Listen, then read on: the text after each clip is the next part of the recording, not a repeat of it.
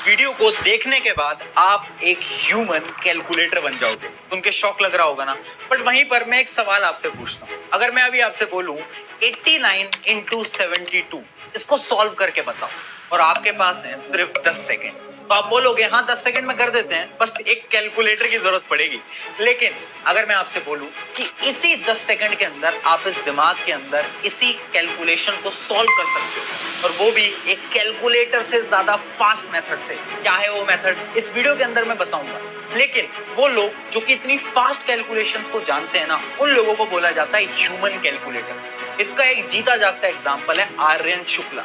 आर्यन शुक्ला ने 14 साल की उम्र के अंदर 6 से ज्यादा गिनीज वर्ल्ड रिकॉर्ड को ब्रेक कर दिया था। वो ये क्यों कर पाए? क्योंकि उन्हें कुछ ऐसे मैथमेटिक ट्रिक्स आती थी जिनकी मदद से वो कोई भी कैलकुलेशन एकदम सुपर फास्ट कर सकते थे।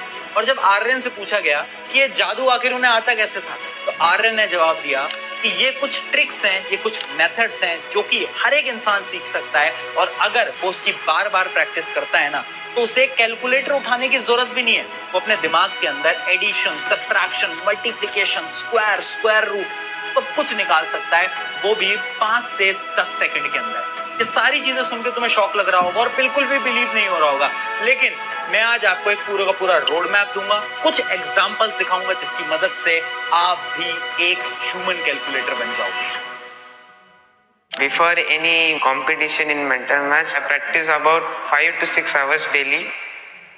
अगर आप एक स्टूडेंट हो या फिर आप किसी कॉम्पिटिटिव एग्जाम की तैयारी कर रहे हो, कैलकुलेशन आना और फास्ट कैलकुलेशन आना एक बहुत बड़ी नेसेसिटी बन गया है।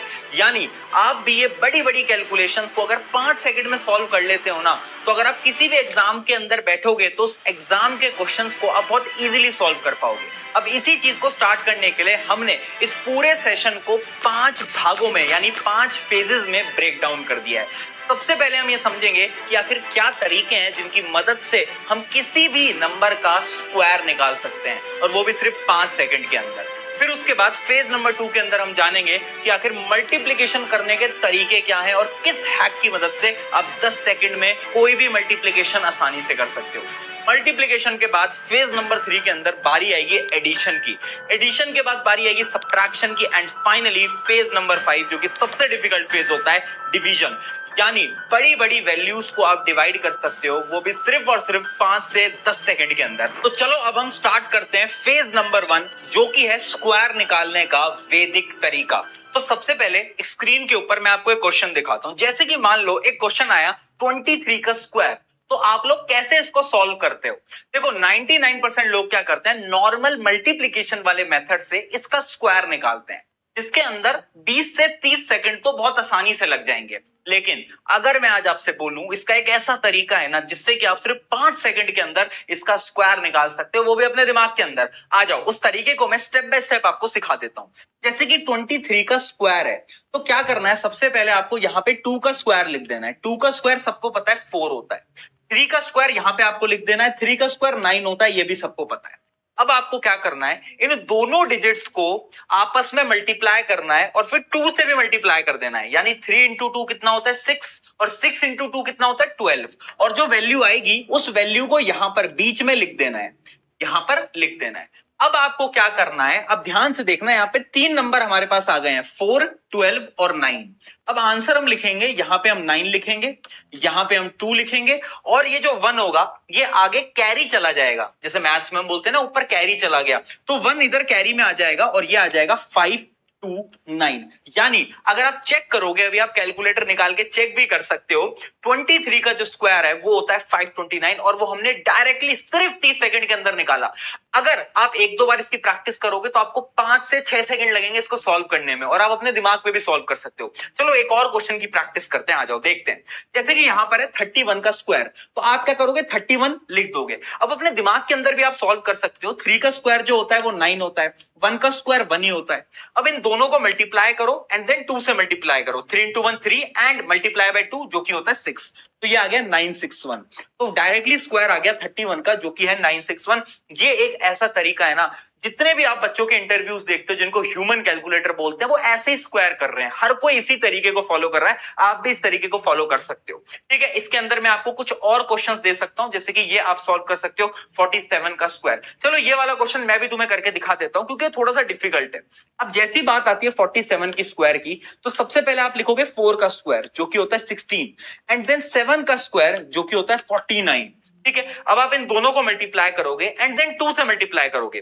7 इंटू 4 क्या होता है? 28 होता है, और 28 को 2 से मल्टीप्लाई करोगे तो होता है 56। अब यहां पर 3 नंबर आ गए, 16, 56, 49। अब क्या करोगे बेटा, यहां पर आप 9 लिखोगे, ठीक है। अब 4 जो है वो आगे कैरी में चला जाएगा। 4 कहां चला जाएगा? आगे आप देख सकते हो कैरी में चला जाएगा। 6 प्लस 4 कितना होता है? 0 होता है। 6 प्लस 4 0 होता है ना। 1 इससे जुड़ गया, ये 6 हो गया। अब ये 6 कैरी में आगे चला जाएगा, है ना। 6 प्लस 6 कितना होता है?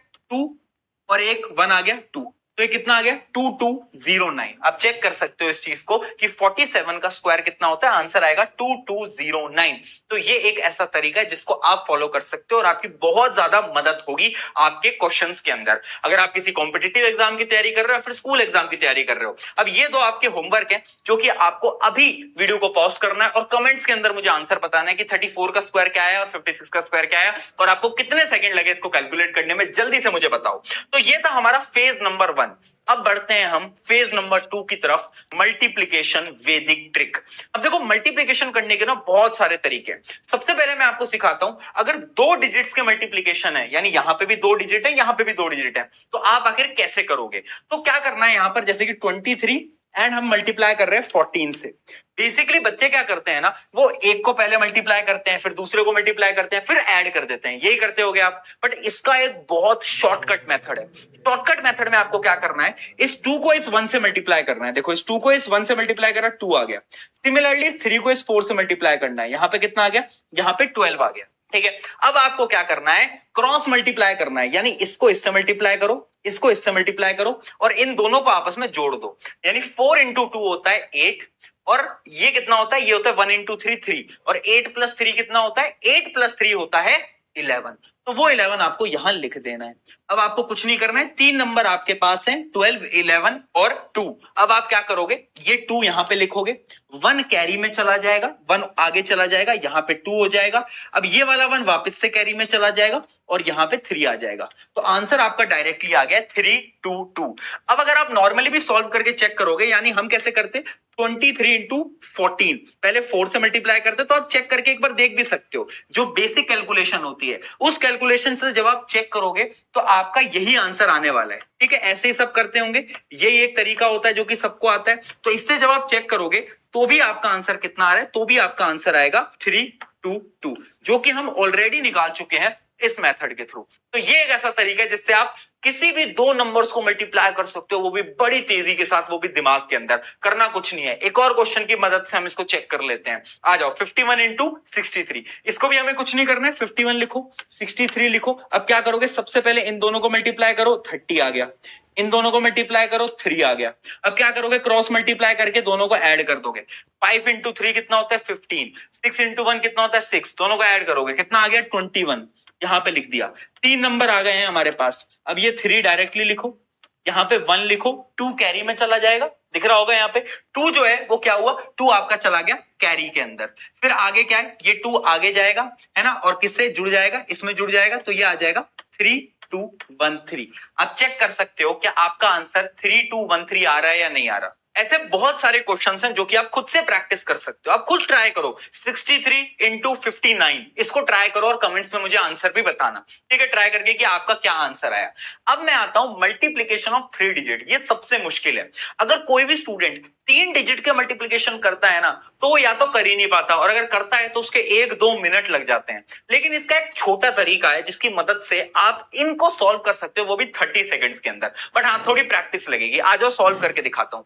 अभी क्या है, 1 2 3 को हमें मल्टीप्लाई करना है, किसके साथ मल्टीप्लाई करना है? 2 1 4 के साथ करना है। तो हमने दोनों को लिख दिया। अब सेम तरीका हम फॉलो करेंगे, क्या करेंगे, 1 को 2 से मल्टीप्लाई करेंगे, यहां पर लिख देंगे 2, इन दोनों को मल्टीप्लाई करेंगे, 4 इंटू 3 कितना होता है 12, इधर 12 लिख दिया। ठीक है, अब हम क्या करेंगे, अगला स्टेप बड़ा इंटरेस्टिंग है, सबसे इंपॉर्टेंट है, ध्यान से देखना। अब आप क्या करोगे, लास्ट के इन पेयर से क्रॉस मल्टीप्लीकेशन करोगे, यानी इसको इससे मल्टीप्लाई करोगे, इसको इससे मल्टीप्लाई करोगे और दोनों को ऐड कर दोगे।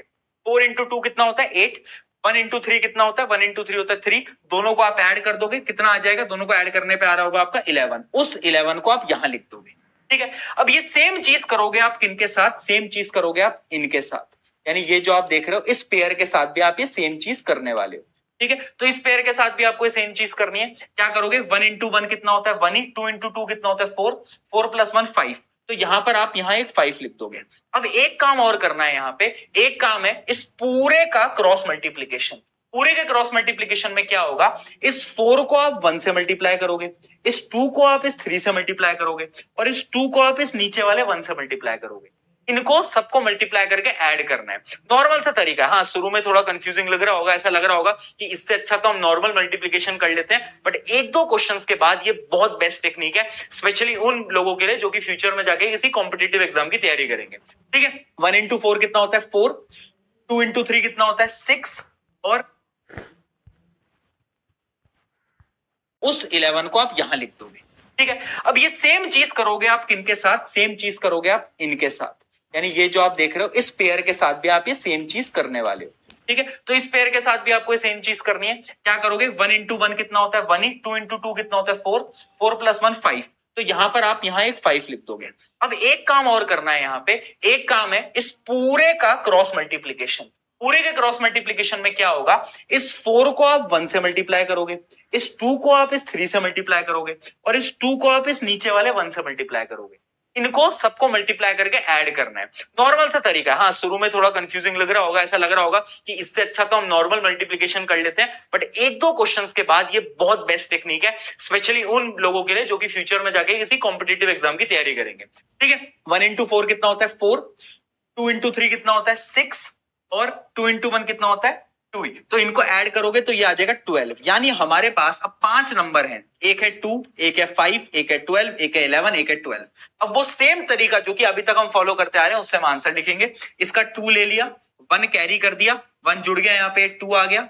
अब इसका 1 वापस से कैरी में गया तो ये 3 आ गया, इसका 1 वापस से कैरी में गया, यहाँ पे 6 आ गया और 2 का तो ऑलरेडी 2 था, तो आंसर आ गया 2 6 3 2 2। आप चाहो तो इसको कैलकुलेशन से एक बार चेक करके भी देख सकते हो, एक कैलकुलेटर निकालो और चेक करो कि आंसर यही मैच कर रहा है नहीं कर रहा है। चेक करोगे तो आंसर सेम मैच करेगा, यानी ये टेक्निक बड़ी इंटरेस्टिंग है। हाँ, थोड़ा सा टाइम लग सकता है, लेकिन one of the best technique मानी जाती है अगर आपको 3 डिजिट्स को मल्टीप्लाई करना है तो। एक और क्वेश्चन है इसका, ये आप भी ट्राई कर सकते हो, मैं बस आपको एक तरीका बता देता हूं। 141 लिखा, 303 लिखा, अब क्या करोगे, सबसे पहले इसको इससे मल्टीप्लाई करोगे, इसको इससे मल्टीप्लाई करोगे और इन दोनों को यहां पे नीचे की तरफ लिख लोगे। 3 इंटू 1 3 होता है, 3 इंटू 1 3 होता है। ठीक है, बहुत बढ़िया। अब क्या करोगे, सबसे पहले ऊपर वाला पेयर उठाओगे, यानी इसको पहले क्रॉस मल्टीप्लाई करके ऐड करोगे, फिर उसके बाद इसको क्रॉस मल्टीप्लाई करके ऐड करोगे, है ना। इसको क्रॉस मल्टीप्लाई करके ऐड करके यहां लिख दोगे, इस वाले बॉक्स में क्रॉस मल्टीप्लाई ऐड करके यहां लिख दोगे। फिर उसके बाद क्या करोगे, पूरे बॉक्स को उठाओगे, इसको इससे क्रॉस मल्टीप्लाई करोगे, इसको इससे क्रॉस मल्टीप्लाई करोगे और इसको इससे क्रॉस मल्टीप्लाई करोगे, ऐड करोगे, बीच में लिख दोगे और फिर आपका आंसर आ जाएगा। अभी वीडियो को पॉज करो और कमेंट में मुझे बताओ कि आपका आंसर क्या आ रहा है। इसकी मदद से 3 डिजिट की कैलकुलेशन भी आपकी आसान हो सकती है। ये था मल्टीप्लिकेशन अगर आपको समझ में आया तो अब हम बढ़ने वाले हैं फेज नंबर 3 की तरफ।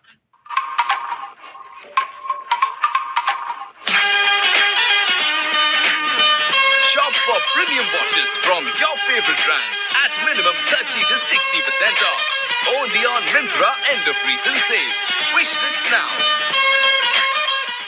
6 महीने से YouTube शॉर्ट्स डालकर भी फेमस नहीं हुए और सब्सक्राइबर्स भी नहीं बढ़े, तो आप कुछ ना कुछ गलत कर रहे हो। मिलियंस में तरफ फेज नंबर 3 बड़ा इंटरेस्टिंग है और बड़ा इंपॉर्टेंट फेज है, लेकिन उससे पहले सिंपल एडिशन की बात करते हैं। देखो, एडिशंस जो होता है, जो कि हमारा फेज नंबर 3 है, वो एक सिंपल तरीका भी होता है और एक कॉम्प्लेक्स तरीका भी होता है। सिंपल तरीका तो सबको आता है। इमेजिन करते हैं क्वेश्चन है 5 to 1 + 3 4 6, तो हम में से हर एक इंसान कैसे करेगा इसको सॉल्व, हम ऐड करेंगे, एक एक डिजिट को हम ऐड करेंगे। यहां पर मैं लिख देता हूं 5 to 1 और 3 4 6, तो हर एक इंसान क्या करेगा, सारी डिजिट्स को ऐड कर देगा। 5 + 3 8 होता है, ये कितना होता है, ये 6 होता है और ये 7 होता है। तो डायरेक्टली 8 6 7 आंसर आ जाता है, जो कि एकदम सिंपल तरीका है। इस तरीके से कोई भी क्वेश्चन आप सॉल्व कर सकते हो, ये तो एकदम बेसिक है, सबको आई होप आता ही होगा, है ना। एक और इसका तरीका लेते हैं, 638 प्लस 247। अब जैसे ये क्वेश्चन आएगा ना, तब कुछ लोगों को दिक्कत होगी ऐड करने में भी। क्यों? क्योंकि यहां पे कैरी वाला गेम स्टार्ट हो जाएगा। मैं करके दिखाता हूं। देखो करना क्या है, 6 + 2 कितना होता है, 8 ले लिया, 7 आ गया। अब यहां पे ध्यान रखने वाली बात है कि 7 + 8 कितना होता है, 7 + 8 होता है 15। तो डायरेक्टली यहां पे 15 लिखो। अब आप क्या करोगे, जो मैंने आपको तरीका बताया कि 5 लिखा, 1 कैरी हो गया और इस पे ऐड हो गया, तो ये आंसर आ गया 885। क्या आ गया, 885। आई होप ये बड़ा बेसिक तरीका है, एकदम सिंपल एडिशन है, क्योंकि हम बचपन से 5th क्लास से 6th क्लास से समझते आ रहे थे। एकदम बेसिक तरीका है। लेकिन एक और वैदिक तरीका है जिसकी मदद से बहुत सारे लोग फास्ट कैलकुलेशन करते हैं।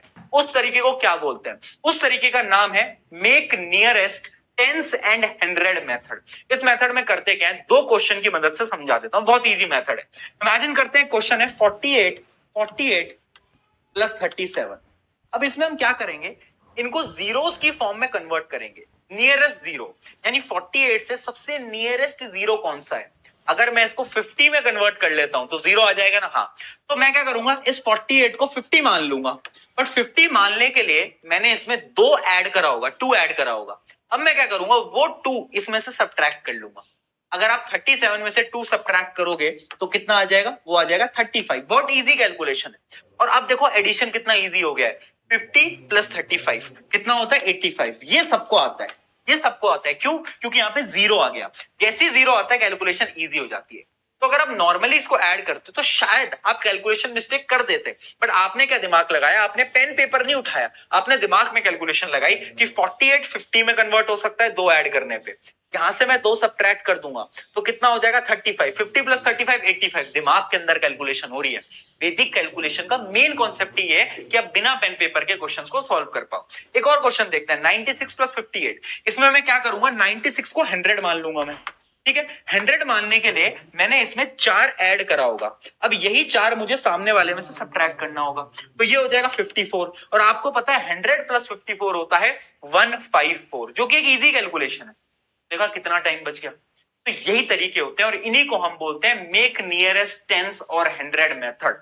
ये मेथड ऑलमोस्ट हर एक ह्यूमन कैलकुलेटर यूज कर रहा होता है, आपकी भी बहुत मदद हुई होगी। और क्वेश्चंस भी आप ट्राई कर सकते हो जिससे आपकी क्लैरिटी और बढ़ेगी, ठीक है। अब हम आते हैं फेज नंबर 4 की तरफ, जो कि है वैदिक सब्ट्रैक्शन मेथड। अब सब्ट्रैक्शन करना वैसे तो बहुत इजी है, लेकिन बहुत सारे लोग गलतियां करते हैं, सिली मिस्टेक्स करते हैं। तो आ जाओ, एक तो क्वेश्चंस मैं आपको सॉल्व करके दिखाता हूं, जैसे कि 752 माइनस 436। अब इसके अंदर हम क्या करेंगे, हम एकदम वैदिक टेक्निक से इसको सॉल्व करेंगे। हम क्या करेंगे, 7 में से पहले तो 4 को सब्ट्रैक्ट कर देंगे, कितना आ गया, तो ये आ गया 3। 5 में से 3 को सब्ट्रैक्ट कर देंगे, ये कितना आ गया 2। बट जब आप 2 में से 6 को सब्ट्रैक्ट करोगे कितना आता है, अगर आप इमेजिन करो 2 और 6 को सब्ट्रैक्ट करोगे तो ऑब्वियस सी बात है आपका जो आंसर आएगा वो आना चाहिए -4 आना चाहिए, नहीं आना चाहिए, -4 आना चाहिए। तो उसको मैं ऐसे बना के लिख देता हूं, एक सिंबल यूज करते हैं हम, जिस सिंबल को मैं ऐसे बना देता हूं, 4 के ऊपर एक मैंने डैश लगा दिया, इसका मतलब है ये है -4। हम ऐसे अज्यूम कर रहे हैं, ठीक है।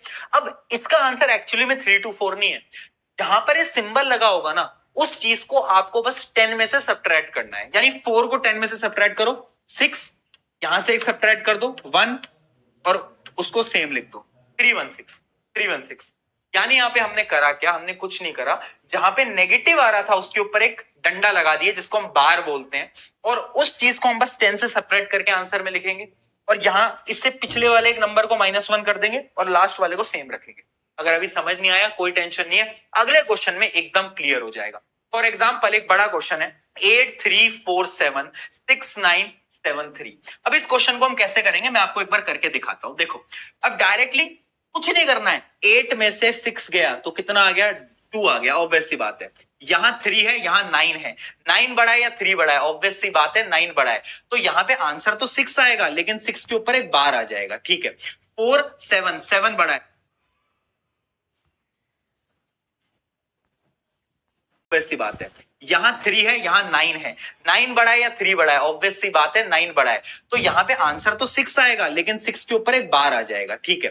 4 7 7 बड़ा है तो आंसर तो 3 आएगा, बट एक बार आ जाएगा। 7 - 3 4 आ गया, ठीक है। अब यहाँ पर 2 6 3 4 क्या है सही आंसर है? नहीं, ये सही आंसर नहीं है। आंसर क्या आएगा? 4 का 4 लिखा, यहाँ पे बार लगा हुआ है, 10 में से सब्ट्रैक्ट कर दिया, कितना आ गया? 7 आ गया। लेकिन अब हमें क्या करना होगा? अब हमें क्यों इसमें से एक माइनस करना होगा। तो जब हम इस वाले में से भी एक माइनस करेंगे तो ये कितना हो जाएगा? पहले ये था 6 बार और अब एक माइनस करोगे तो ये हो जाएगा 7 बार, क्योंकि नेगेटिव में चल रहा है ना सब कुछ, तो ये हो गया 7 बार। अब 7 बार को कैसे लिखोगे? बताओ, लिख के बता दो। बहुत सिंपल है। तो 7 बार को हम कैसे लिख सकते हैं? इसको हम लिख सकते हैं 10 में से सब्ट्रैक्ट करके 3 और 2 का हो जाएगा 1, तो ये आ गया 1 3 7 4। आप चेक करके भी देख सकते हो कि आपका यही आंसर आ रहा है या नहीं आ रहा है। कैलकुलेटर का भी यूज कर सकते हो, लेकिन इस टेक्निक से होता क्या है ना, इस टेक्निक से आप दिमाग के अंदर कैलकुलेशन कर रहे हो, पेन पेपर नहीं उठा रहे हो। मैंने 8 में से 6 सब्ट्रैक्ट करा, मैंने 2 लिख दिया। मैंने 3 में से 9 करा, 6 बार लिख दिया। इसमें से लिखा 3 बार लिख दिया, लास्ट में 4 लिख दिया। अब जहां पे 3 बार था, बार का मतलब है कि 10 में से सब्ट्रैक्ट करना होगा, तो ये आ जाएगा 7। बट इससे पिछली वाले डिजिट में से भी -1 करना होगा, तो 6 बार से 7 बार हो गया। 7 बार को कैसे लिखा? 3। फिर इससे पिछले वाले डिजिट को एक माइनस करना होगा, तो ये कितना आ गया? 2 का 1 आ गया। ये बेस्ट मेथड है, इसकी मदद से आप इजीली सब्ट्रैक्शन को सॉल्व कर सकते हो। ऐसे ऐसे सब्ट्रैक्शन जिसके अंदर आपको दिक्कत आती थी, वो सब्ट्रैक्शन है वैदिक डिवीजन मेथड की तरफ। देखो, पहली बता रहा हूं, डिवीजन मेथड उतना आसान नहीं होता। और अगर मैं तुम्हें डायरेक्टली बताऊं कि तुम्हें कोई भी डिवाइड करना है, तो डिवाइड करना एक्चुअली में बहुत मुश्किल ही होता है। तो इसका वैदिक मेथड भी उतना आसान नहीं है, बट अगर तुमने कंसंट्रेशन से समझा तो आपको समझ आ जाएगा। तो आ जाओ, स्टार्ट करते हैं। सबसे पहला कंप्लीटली डिविजिबल वाले क्वेश्चंस को हम सॉल्व करेंगे, यानी हम उन क्वेश्चंस को सॉल्व करेंगे जिस वैल्यू से जो मेन वैल्यू है वो कंप्लीटली डिविजिबल है, यानी पूरी तरीके से डिविजिबल हो सकती है, रिमाइंडर 0 बचेगा। तो हमें करना क्या है? देखो, बहुत इजी मेथड है। 3 2 8 9 लिखा, ठीक है। जो मेन डिविजिबल है, यानी ये आपको 23 दिख रहा है ना, ये क्या है? डिवाइजर है। अब इसमें हम क्या करेंगे? इसकी जो पहली डिजिट है सिर्फ उसको ध्यान में देंगे, यानी हम इसको डिवाइड करेंगे बस 2 से। 3 कहां गया? 3 को हम एकदम साइड में लिख देंगे। यहां पर हमने 3 को एकदम साइड में लिख दिया। 2 से डिवाइड करो, कुछ नहीं करना। अब 2 से डिवाइड कैसे करोगे? आपको पता है, इधर से स्टार्ट करना डिवाइड करना। कितना होता है? 2 1 जा, यहां 1 लिख देता हूं। 2 1 जा 2 होता है, माइनस करोगे तो कितना बचेगा? 1 बचेगा, ठीक है। और ये 2 नीचे आ जाएगा, तो ये आ गया 12। अब आपको क्या करना है? वेरी इंपॉर्टेंट, ध्यान से सुनना। जो आपका यहां पे आया और जो हमने इधर रखा हुआ था, इन दोनों को क्या करना है? इन दोनों को मल्टीप्लाई करना है। 1 × 3, और मल्टीप्लाई करके इस वैल्यू में से सब्ट्रैक्ट करना है। 1 × 3 कितना होता है? 3 होता है। इसको हम सब्ट्रैक्ट करेंगे तो ये कितना आ जाएगा? ये आ जाएगा 9, ठीक है। अब वापस से हम वही करेंगे, सेम मेथड है ना। 9 को एक बार करो, कितना आता है? 2 4 जा कितना होता है? 2 4 जा होता है 8, बचेगा कितना? बच गया 1, ठीक है। अब ये 18, ये 8 आ गया, तो ये हो गया 18, ठीक है। अब सेम मेथड वापस से फॉलो करेंगे। कौन सा मेथड? 4 × 3 कितना होता है? 12। तो 12 को अब हमें क्या करना होगा? सब्ट्रैक्ट करना होगा। बचेगा कितना? बच जाएगा 6, ठीक है। अब 6 को वापस से करो। 2 × 3 कितना होता है? 2 × 3 होता है 6। कितना होता है? 2 × 3 होता है 6, यानी ये कितना आ गया? ये आ गया 0। ये आ गया कितना? आ गया 0 आ गया। अच्छा, कितना? 9 को नीचे ला दो, 9 आ गया। अब अगर आप देखोगे 3 × 3 कितना होता है? 9। 9 को माइनस करोगे तो रिमाइंडर बचा 0, है ना। और जैसे ही 0 आ जाए, इसका मतलब है कि फुल्ली डिवीजन खत्म हो चुका है और आपका आंसर आ गया है। यहां पर आंसर लिखा भी हुआ है, जो कि है 1 4 3। Very simple. क्या करा हमने? एक एक स्टेप को ध्यान से समझोगे तो आपको क्लियरली समझ आ जाएगा। चलो, इसका एक और क्वेश्चन मैं आपको करा देता हूं, ताकि आपके दिमाग में एक भी डाउट नहीं आना चाहिए, ठीक है। जैसे कि 9 2 1 6 डिवाइड बाय 72, ठीक है। यहां पे मैं लिख देता हूं 9 2 1 6। मेथड क्या है? जो पहली चीज है बस उसको ध्यान में रखो, यानी 72 का बस 7 उठाओ और 2 को यहां पे कहीं रख दो, 2 को यहां पे कहीं रख दो, ठीक है। बहुत बढ़िया। अब हम क्या करेंगे? 7 को पहले मल्टीप्लाई करेंगे, तो 7 1 जा कितना होता है? यहां पे मैं लिख देता हूं 7 1 जा 7 होता है। बचा कितना? बचा 2 बचा, और ये वाला 2 नीचे कैरी में आ जाएगा, तो ये 22 हो गया। अब तुम्हें याद होगा 1 × 2 कितना होता है? 2, और उसको माइनस करना होगा, ठीक है। तो ये आ गया 20। अब 7 2 जा कितना होता है? 7 2 जा 14 होता है। 7 2 जा 14 होता है, तो कितना बच गया? 6, और ये नीचे आ जाएगा, तो ये आ जाएगा 1, यानी 61। अब अगर आप देखोगे 2 into 2 कितना होता है? 2 into 2 4 होता है, तो उस 4 को हमें इसमें से सब्ट्रैक्ट करना होगा, है ना? उस 4 को हमें इसमें से क्या करना होगा? सब्ट्रैक्ट करना होगा। ठीक है, कितना बच गया? ये बच जाएगा हमारा 50 और ये बच गया 7। ठीक है, बहुत बढ़िया। अब 7 8 जा कितना होता है? 7 8 जा होता है 56। कितना बचा? 1 और ये 6 ऐसे नीचे आ जाएगा, है ना? तो ये आ गया 16। अगर आप देखोगे 8 into 2 कितना होता है? 16 ही नीचे बचा है, माइनस करोगे आंसर कितना आएगा? 0। यानी जैसे ही 0 हो गया तो हमारी कैलकुलेशन खत्म हो गई और हमारा आंसर आ गया 128। डायरेक्टली आंसर आता है, इसमें इतनी लंबी कैलकुलेशन करने की जरूरत नहीं है। इसमें डिवीजन में ना बच्चे बहुत कंफ्यूज होते हैं, ये one of the best method है। बेसिक डिवीजन भी आता होगा, उस डिवीजन की मदद से देखो कितनी बड़ी बड़ी प्रॉब्लम्स को तुम सिर्फ 15 से 20 सेकंड के अंदर सॉल्व कर लोगे। आंसर आ गया 128। ये one of the best method है उन क्वेश्चंस के लिए जिसमें कंप्लीटली डिविजिबल है, बट कुछ क्वेश्चन ऐसे होते हैं जिनमें कंप्लीटली डिविजिबल नहीं होता, तो उसका आंसर, जिसका आंसर पॉइंट में आता है, तो उसके लिए भी एक टेक्निक है जिसमें कि तुम आंसर्स को पॉइंट में निकाल सकते हो, बट उसमें 100% एक्यूरेट आंसर नहीं आता है। अप्रॉक्स में आप आंसर निकाल सकते हो, वो मैं तुम्हें सिखा देता हूं। जैसे कि 92 डिवाइड बाय 41, क्या बोला मैंने? 92 डिवाइड बाय 41। अब इसका आंसर पॉइंट में आएगा, बट आप कैसे निकाल सकते हो समझना। सबसे पहले इनको हंड्रेड्स के क्लोज में कन्वर्ट कर लो। जैसे 92 को कन्वर्ट कर लो 100 में, और 41 को किस में कन्वर्ट कर सकते हो? 50 में कन्वर्ट कर सकते हो। डिवाइड कर लो, आंसर कितना आ गया? आंसर आ गया 2। आंसर आ गया 2। अब आपको क्या करना है, ये देखना है कि जो डिनोमिनेटर है, ये जो डिनोमिनेटर है, इसमें आपने कितना ऐड करा था। तो ऑब्वियस सी बात है, आपने इसमें 9 ऐड करा था। कितना ऐड करा था? 9 ऐड करा था। ठीक है, अब उस 9 को जो आपका यहां आंसर आया उससे मल्टीप्लाई करो। 9 into 2 कितना होता है? 18। और जो मल्टीप्लाई करने पे आया उसको इससे जोड़ दो, यानी 92 प्लस 9 into 2 कितना होता है? 18। ठीक है, और अब इसको डिवाइड कर दो ये वाले 50 से, क्योंकि 50 से डिवाइड करना बहुत इजी है। ठीक है, तो ये कितना आ जाएगा? ये आ जाएगा 110 डिवाइड बाय 50। अब 110 डिवाइड बाय 50 कोई भी कर सकता है, बहुत इजी है। 0 से 0 काट दोगे, आंसर आ जाएगा 2.2। तो आंसर आ गया आपका 2.2। आप चेक कर सकते हो, कैलकुलेटर पे डाल के इसको सॉल्व करोगे तो आंसर आएगा 2.2। ये मेथड उतना एफिशिएंट नहीं है, उतना अच्छा नहीं है, बट हाँ, इससे बड़े बड़े क्वेश्चंस की जो पॉइंट वाली वैल्यू है उसकी अप्रॉक्स आंसर निकाल सकते हो, उसके लिए ये वैलिड हो सकता है। इसका एक और मैं आपको क्वेश्चन करा देता हूं जिससे आपको थोड़ा सा और मदद मिले। 93 डिवाइड बाय 47। अब 93 डिवाइड बाय 47 में हम 93 को 100 में कन्वर्ट करेंगे, 47 को 50 में कन्वर्ट करेंगे। ठीक है, इसका आंसर आ जाएगा कितना? 2 आ जाएगा। अब आप ये देखोगे 47 में कितना ऐड करा था? 3 ऐड करा था। ठीक है, अब 3 को इस 2 से मल्टीप्लाई कर दोगे, 3 into 2 कितना होता है? 3 into 2 6 होता है, और उस 6 को इस 93 में आपको बस ऐड कर देना है। ये जो 93 था इसको आपको, मतलब ये जो मल्टीप्लीकेशन करा है इसको हमें ऐड कर देना है, बस, बाकी हमें कुछ नहीं करना है। 3 into 2 कितना होता है? 6 को ऐड करा तो ये आएगा 99, और इसको ये जो 50 था इससे आपको डिवाइड कर देना है। इससे आपका सही आंसर आ जाएगा। आप खुद ट्राई करके देखना, जब आप इसको सॉल्व करोगे तो आंसर आना चाहिए 1.98, राइट?